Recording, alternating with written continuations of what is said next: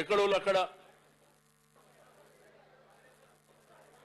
ఈ ఫోటోగ్రాఫర్స్ కూడా పక్క జరగాలమ్మా. ఏ బాబు, ఏ సీను, శ్యామ్, వీళ్ళని జరిపేయండి.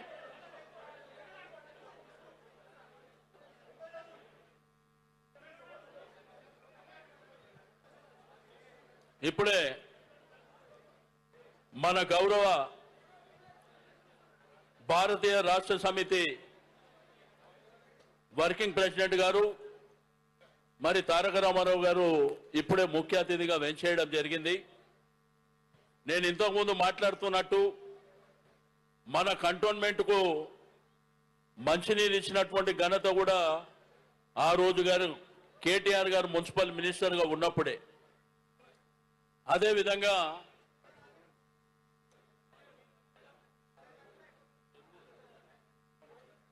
ఆ రోజు రామన్న కుంట విషయంలో కూడా పాండు యాదవ్ గారు కేటీఆర్ గారిని అక్కడికి తీసుకెళ్ళినప్పుడు మరి 3 కోట్ల రూపాయలు శాంక్షన్ చేయడమే కాకుండా ఆ కార్యక్రమాన్ని కూడా వారే చేపట్టడం జరిగింది.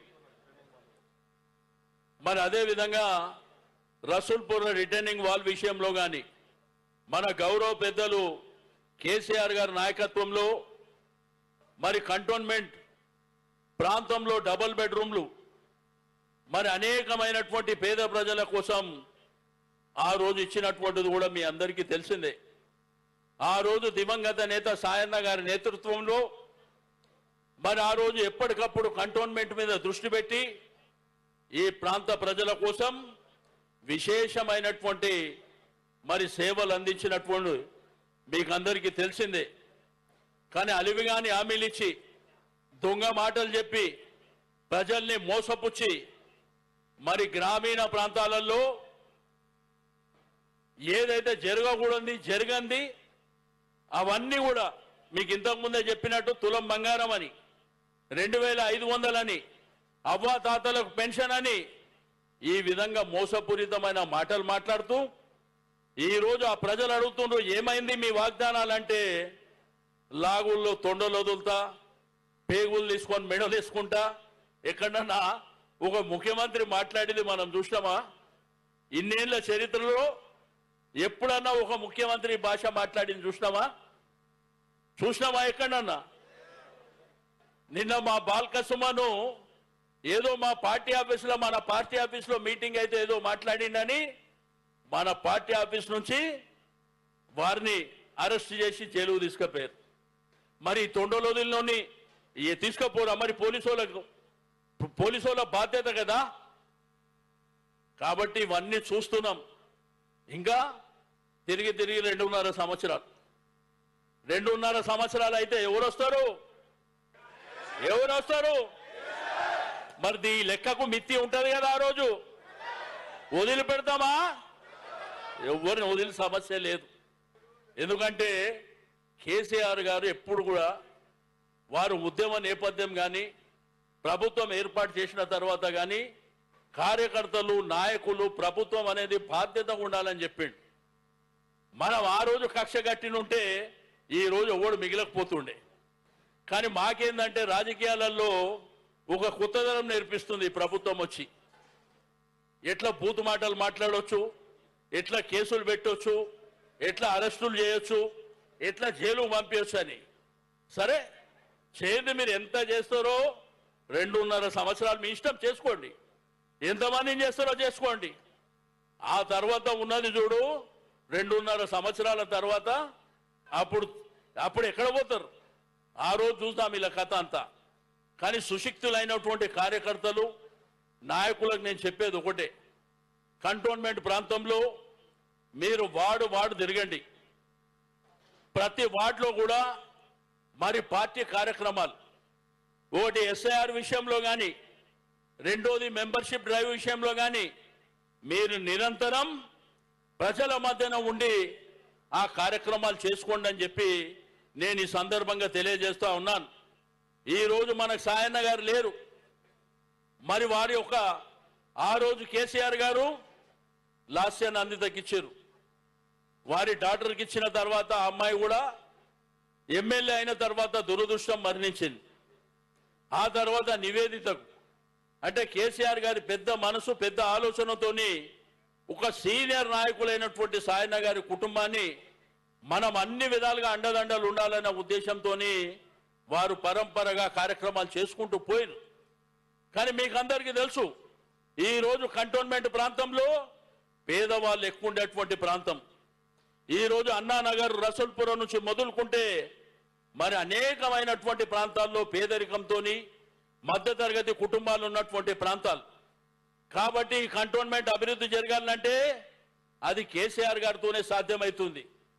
ఎందుకంటే 50 సంవత్సరాల చరిత్రలో తాగడానికి మంచినీళ్ళు ఏ ప్రభుత్వం కూడా ఇచ్చిన దాఖలాలు లేవు. అది కేసీఆర్ గారు ఆ రోజు మున్సిపల్ మినిస్టర్గా కేటీఆర్ గారు ఉన్నప్పుడు మరి నాకు పద్మారావు గారికి మహమూద్ అలీ గారికి చెప్తే ఇదే కంటోన్మెంట్ బోర్డులో మీటింగ్ పెట్టి మున్సిపల్ కార్పొరేషన్లో ఎట్లయితే నీళ్లు ఇస్తుండ్రో మీకందరికీ నీళ్లతో పాటు ఉచితంగా ఆ రోజు నల్ల బిల్లు కూడా లేకుండా నీళ్లు ఇచ్చినటువంటి ఘనత ఆ రోజు టీఆర్ఎస్ ప్రభుత్వందని చెప్పి నేను ఈ సందర్భంగా తెలియజేస్తా ఉన్నాను. కానీ ఎవరు ఏమిచ్చినా ఏమి ఇవ్వకపోయినా ఈ ప్రభుత్వం కాంగ్రెస్ పార్టీ ఆ రోజు మేనిఫెస్టోలో పెట్టి ఇయ్యనటువంటి కార్యక్రమాలకు మేము నిరంతరం కొట్లాడుతుంటాం. కానీ మీరు కార్యకర్తలకు నాయకులకు చెప్పేది ఒకటే, మీరు ఐక్యమత్యంతో ముందుకెళ్ళండి, యూనిటీగా ఉండాలి. గ్రూపులు అక్కర్లేదు మనకు. ఎలక్షన్లు వస్తే మరి తప్పకుండా ఆ రోజు చూస్తాం తప్ప మీరు గ్రూపులు కట్టుకొని నా గ్రూపు ఇది నీ గ్రూపు ఇది అని పార్టీని పలచన చేసేటువంటి కార్యక్రమానికి ఎవ్వరు సిద్ధపడద్దని చెప్పి నేను ఈ సందర్భంగా తెలియజేస్తా ఉన్నాను. గులాబీ జెండా ఉంటేనే మనందరం, గులాబీ జెండా లేకపోతే నాయకుడు లేడు. గులాబీ జెండాతోనే నాయకత్వం తయారవుతుంది అక్కడ. కాబట్టి నేను మీ అందరినీ కోరుకునేది ఒకటే, మీరు దయచేసి ఐక్యమతంగా ఉండండి, యూనిటీగా ఉండండి. మీ వెనుక మేమున్నాం. తప్పకుండా గడిచిన 30 ఏళ్ల నుంచి నా కాన్స్టిట్యున్సీతో పాటు మీ కాన్స్టిట్యున్సీ మీద కూడా నీడ కన్ను అన్ని పెట్టుకుంటూ నా ఇల్లు కూడా కంటోన్మెంట్లోనే ఉంది. మారడపల్లిలో నా ఇల్లు కూడా, నేను కూడా మీ ఓటరే. కాబట్టి అన్ని విధాలుగా మీకు అండదండలు అందించుకుంటూ కేటీఆర్ గారి దగ్గరికి వెళ్ళినటువంటి కార్యక్రమాలు, కేసీఆర్ గారి దగ్గరికి వెళ్ళినటువంటి కార్యక్రమాలు, కంటోన్మెంట్ బోర్డులో జరిగే కార్యక్రమాలు, మున్సిపల్లో జరిగే కార్యక్రమాలు కూడా ఎప్పటికప్పుడు మీరు నా దృష్టికి తీసుకొచ్చినప్పుడు చాలా కార్యక్రమాలను మనం చేసినాం. ఒకటా రెండా కంటోన్మెంట్లో డిఫెన్స్ వాళ్ళు పర్మిషన్ ఇవ్వకుండా కానీ చాలా కార్యక్రమాలను మనం చేసుకొని ముందుకెళ్ళినాం. ప్రజలు సంతోషంగా ఉండాలనేదే మన కేసీఆర్ గారి కోరిక. కానీ ఇప్పుడు వచ్చినటువంటి ప్రభుత్వం ఆయనంట కేసీఆర్ గారు ఆనవాళ్ళు చేర్పేస్తాడంట. మరి ఆ సెక్రటరియట్ ఎవడు వాడు అయ్యా జాగిరదా? మరి సెక్రటరియట్లో క్యాబినెట్ మీటింగ్ ఎందుకు పెడుతున్నాం? ఎవరిది సెక్రటరియట్? ఎవరు కట్టిరు? ఆ పక్కన 125 అడుగుల విగ్రహం డాక్టర్ బిఆర్ అంబేద్కర్ గారిది ప్రపంచంలోనే ఎక్కడ లేదు అంత పెద్ద విగ్రహం. ఎవరు కట్టిరు? ఆడ పోలీస్ కమాండ్ కంట్రోల్ ఆడపోయి మీటింగ్ లో కూర్చుంటారు కదా, మరి అది ఎవరు కొట్టిరు? కేసీఆర్ గారు ప్రగతి భవనం పెడితే ఈరోజు ప్రజాభవన్ అని చెప్తుంది. ఎవరు కట్టిరు? మరి ఆనవాళ్ళు ఎట్లా తీస్తారు ఆనవాళ్ళు? మరి ఈ భారతదేశ చరిత్రలో ఒక రాష్ట్రాన్ని సాధించి భారతదేశ చిత్రపటంలో పెట్టింది ఎవరు? మరి ఆనవాళ్ళు తీస్తారు, ఎట్లా తీస్తాం? కాబట్టి మాట్లాడడానికి కూడా ఒక బాధ్యత ఉండాలి. ఒక ఉన్నతమైనటువంటి పదవులో ఉన్నప్పుడు బాధ్యతగా మాట్లాడేది నేర్చుకోవాలి. అంతేగాని నాకు నోరున్నది కదా, నా ఇష్టం ఉన్నట్టు మాట్లాడతా, నాకు అధికారం ఉందంటే అధికారం మా కొత్తనా? అధికారం ఏమన్నా కొత్తనా? కేసీఆర్ గారి చరిత్రలో 45 సంవత్సరాలలో నిరంతరంగా ఆయన గెలిచినటువంటి నాయకుడే కదా, కేంద్ర మంత్రి దాకా చేసినటువంటి నాయకుడు కదా. అధికారం ఆ రోజు కేసీఆర్ గారు నీలాగా విర్రవీగలే కదా.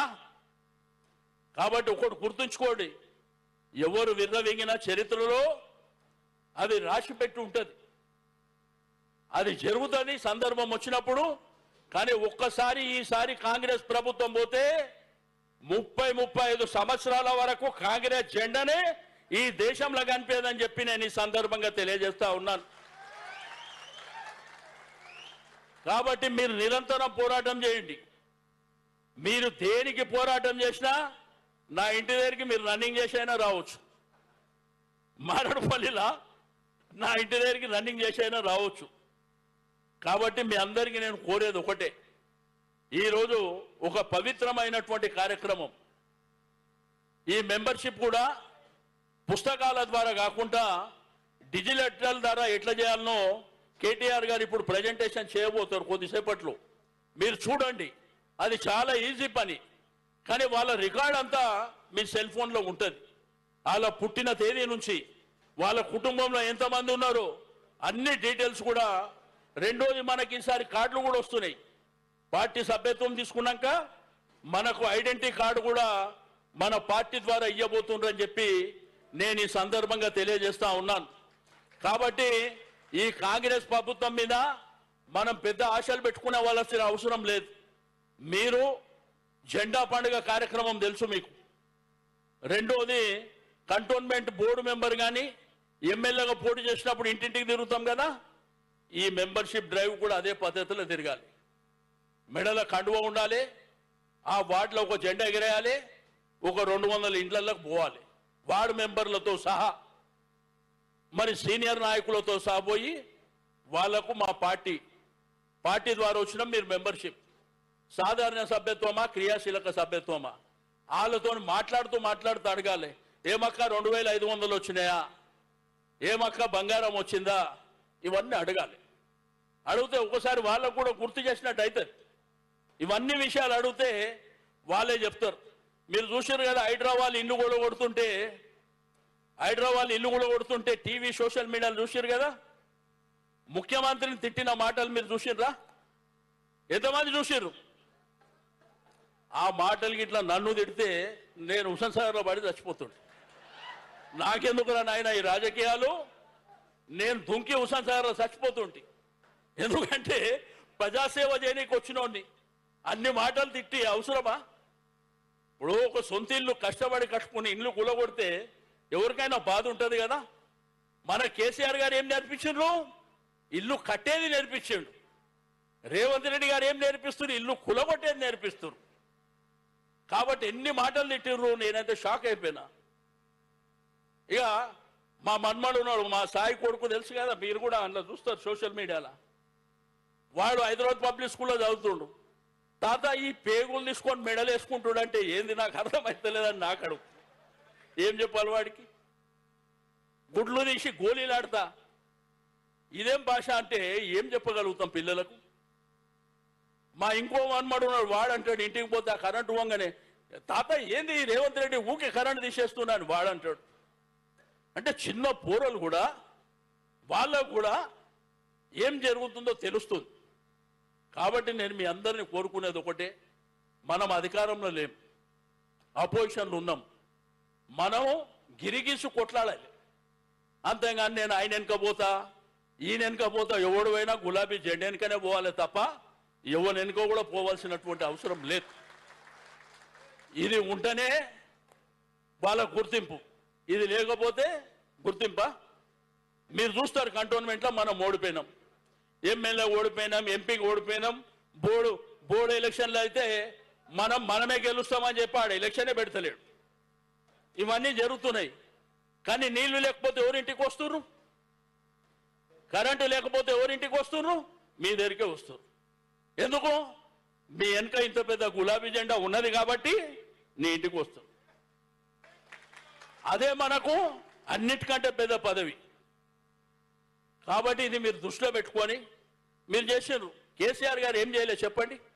ఎన్ని అద్భుతాలు చేసిండు. గ్రామీణ ప్రాంతంలో మీరందరూ తెలంగాణ పల్లెల్లో నుంచి కంటోన్మెంట్ నియోజకవర్గంలో చాలా మంది పల్లెల్లో నుంచి వచ్చిన వాళ్ళే. మీకు ఏ బస్సు తీసుకున్నా కానీ నిజామాబాదు, కరీంనగరు, వరంగల్ అనేకమైనటువంటి ప్రాంతాల నుంచి, సిద్దిపేట నుంచి, లేకపోతే సిరిసిల్లను, అనేకమైన నల్గొండ, మహబూబ్నగర్ అన్ని ప్రాంతాల నుంచి వచ్చిన వాళ్ళు. మీరు పండుగ పబ్బానికి పెళ్లిలోకి పోతే మీ తల్లిదండ్రులు కానీ అక్కడ ఉన్న వాళ్ళు ఏం చెప్తున్నారు? వీడికి రోగం పుట్ట, కేసీఆర్ ఉన్నప్పుడే మంచిగుండే, కనీసం ఒడ్లు కొననికే దిక్కు లేదు, కళ్ళాలు లేవు, గన్ని బ్యాగులు లేవు, కరెంటు లేదు, కొనేటోడు దిక్కు లేడని చెప్పి తిడుతురా లేదా? మరి ఈరోజు బతుకమ్మ పండుగ కేసీఆర్ గారు మరి తెలంగాణ రాష్ట్రం వస్తే అమెరికాలో ఉన్నోడు బతుకమ్మ ఆడుతుండు, ఫ్లైట్లో బతుకమ్మ ఆడుతుండు. అంటే మన చరిత్రను ఎక్కడి నుంచి ఎక్కడి దాకా దేశ విదేశాలకు కూడా కేసీఆర్ గారు తీసుకెళ్లారు. మనం కొలిచేటువంటి యాదగిరిగుట్ట లక్ష్మీ నరసింహ స్వామి దేవాలయం, మీరు యాదగిరిగుట్ట పోయిరు? ఎంతమంది పోయిరు? ఒకప్పుడు ఎట్లుండే యాదగిరిగుట్ట, ఇప్పుడు ఎట్లున్నది? ఎట్లుంది? ఇక ధర్మం గురించి, హిందూ మతం గురించి మనకి ఇంకో నేర్పేనికి రావట్టి, ఇక మన కర్మ కాకపోతే ఏంది? కేసీఆర్ గారు చేసిన యాగాలు యజ్ఞాలు ఈ దేశం ప్రపంచంలో ఎవడో చేసిండా? వాడు ఎవడో వచ్చి హిందూ మతం గురించి మనకు నీతులు చెప్పబట్టే. మన బోనాలు జరుగుతాయి కదా, సికింద్రాబాద్ బోనాలు అంటే దేశం ప్రపంచంలో కూడా ప్రఖ్యాతిగాంచినటువంటి. అప్పుడు మీ బస్తీలలో బోనాలు చేసుకుంటే చందా వసూలు చేసి బోనాలు చేస్తుంటే, పలారం బండి తీయాలన్నా, తొట్టెల తీయాలన్నా. కేసీఆర్ గారు వచ్చినాక ప్రతి గుడికి పైసలు ఇచ్చిండా లేదా? ఇచ్చిండా లేదా? అట్లా హిందువులను ఆ విధంగా, ముస్లిం సోదరులు ఉంటే రంజాన్ తోఫా అని వాళ్ళని ఆ విధంగా, క్రిస్టియన్ మతం ఉంటే వాళ్లకు మరి గిఫ్ట్ ఇచ్చేటువంటి కార్యక్రమం ఎక్స్మస్ కు. ఇట్లా అద్భుతమైనటువంటి కార్యక్రమాలు. సంబంధ వర్గాలు సంతోషంగా ఉండాలి, హరిజన గిరిజన బడుగు బలహీన వర్గాలు మైనారిటీలు సంతోషంగా ఉండాలని చెప్పి కేసీఆర్ గారు ఆలోచించేదే తప్ప కులానికో మతానికో పొట్టు పెట్టలే. ఆయన ఏ రోజు కూడా అద్భుతాలు చేయాలి, నా రాష్ట్రాన్ని ఈ దేశానికి ఆదర్శంగా తీసుకుపోవాలని చాలా అద్భుతమైనటువంటి కార్యక్రమాలను చేసిండు. కానీ ఆ రోజు మనకు ఎవరి మీద ఈర్ష లేదు, ఎవరి మీద కోపం లేదు, ఎవరినో లోపడేయాలి, ఎవరి మీద కేసులు పెట్టాలి, మాకే పుష్కలంగా పని ఉంది. కానీ ప్రజలు ఇక మీరు కూడా 10 ఏళ్ళు కష్టపడ్డారు కదా, కొద్దిగా రెస్ట్ తీసుకోండి అంటే మేము కూడా రెస్ట్ తీసుకున్నాం, మన అందరం కూడా రెస్ట్ తీసుకుంటున్నాం. కానీ వీళ్ళ యొక్క దుర్మార్గమైనటువంటి పరిపాలన చూసిన తర్వాత ఇక రెస్ట్ ఎందుకు రాబాయి, కొట్లాడదాం ఏడుకైతే ఆడుకని కొట్లాడుకొని ముందుకెళ్తున్నటువంటి సందర్భాన్ని కూడా నేను ఈ సందర్భంగా గుర్తు చేస్తూ, మరి ఈరోజు ఈ బ్రహ్మాండమైనటువంటి కార్యక్రమంలో మిమ్మల్ని చూస్తుంటే చాలా సంతోషం వేస్తుంది. ఈరోజు మనం సాయన్న గారిని కోల్పోయిన పెద్ద మనిషిని, అయినప్పటికీ ఇక్కడ కార్యకర్తలు కేసీఆర్ గారి మీద ఉన్నటువంటి అభిమానంతో ఆ రోజు తెలంగాణ ఉద్యమంలో హైదరాబాద్ సిటీలో కంటోన్మెంట్ నుంచే ఎక్కువ మంది ఆ రోజు గులాబీ జెండా మోసినటువంటి ప్రజలు ఉన్నారని చెప్పి నేను ఈ సందర్భంగా తెలియజేస్తా ఉన్నాను. కాబట్టి తప్పకుండా మనకు అధికారం వస్తే ప్రజల్ని మనం ఆదుకుంటాం, ప్రజలకు అనేకమైనటువంటి కార్యక్రమాలు చేస్తాం. ఆ రోజు ఈ రోజు మీరు చూస్తున్నారు కదా, బతుకమ్మ చీరియాలంటే ఒక ఎలక్షన్ రావాలి. కానీ ఆ రోజు కేసీఆర్ గారు అట్లా చేయలే. అందరు సంతోషంగా ఉండాలి, అందరు గొప్పగా బతకాలనేటువంటి ఆలోచనతోని ఆ రోజు మీకు అందరికీ తెలుసు, కేసీఆర్ గారు 9.5 సంవత్సరాల పరిపాలనలో పేదవాడింట్లో కూడా డబ్బులుండే, పేదవాడింట్లో కూడా డబ్బులుండే. కానీ దుర్మార్గమైన కాంగ్రెస్ ప్రభుత్వం వచ్చినాక మనం పండుగ చేసుకుందామంటే కూడా పైసలు లేవు, పండుగలు చేసుకుందామన్నా పైసలు లేవు. కొంతమంది తాగేవాళ్ళు బంద్ చేసుకున్నారు, పైసలు లేవు. ఉన్నదంతా ఆ 7-8-10 మంది దోచేస్తున్నారు. ఒకటే పని, దోచుకోవాలి, ఇక్కడ కొన్ని దాపెట్టాలి, ఢిల్లీకి కొన్ని పంపించాలి. ఇదే కార్యక్రమంలో వాళ్ళు ఉన్నారు. సరే, ఇక మీకు అందరూ తెలుసు, కేటీఆర్ గారు ఈ మధ్యలో చాలా అద్భుతంగా, అంటే అద్భుతం అంటే ఆవేశంతో పౌరుషంగా మాట్లాడుతుండే ఎక్కడ చూసినా కానీ. మన కార్యకర్తలు కూడా ఆ ఉత్సాహం ఉంది. ఎందుకంటే పార్టీని రక్షించి కార్యకర్తలను రక్షించుకొని ధైర్యంగా మాట్లాడాలని ముందుకెళ్తే ఇక కొంతమంది మాట్లాడేటోళ్ళు, కాంగ్రెస్కు సపోర్ట్ చేసిన వాళ్ళు ఏమన్నా కేటీఆర్ గారు చాలా అహంకారంతో మాట్లాడుతాం. నాకు కూడా ఇద్దరు అడిగితే నేనన్నా నీ అయ్యని తిడుతూకుంటావా అన్న, నీ అయ్యని తిడుతూకుంటావురా అడిగినా నేను వానికే. నేనన్నా కేటీఆర్ గారు మా పార్టీ పక్కన పెట్టు, కేసీఆర్ వాళ్ళ నాయన కదా, మరి నీ నాయన తిడుతూ నువ్వు ఊకుంటావా అని అడిగిన. వాడు మూసుకున్నాడు. కాబట్టి ఏ తండ్రిని తిడితే ఏ కొడుకు ఊకుంటాడు ఈ దేశంలో? ఊకుంటామా? ఇంట్లోనే చింటి పక్కనే చిన్న పంచాయతీ అయితే మన పూర్వలు పోయి కొట్లాడితే మనోది తప్పున వాంతో కొట్లాడతాం మనం. అవునా లేదా? కాబట్టి ఇవన్నీ మాకు కూడా ఏంటంటే అనుభవాలు. అధికారం లేకపోతే ఎన్ని అనుభవాలు ఉంటాయో అన్ని అనుభవాలను కూడా మనం చూస్తున్నటువంటి సందర్భం. కాబట్టి మీ అందరికీ నేను కోరేది ఒకటే, మరి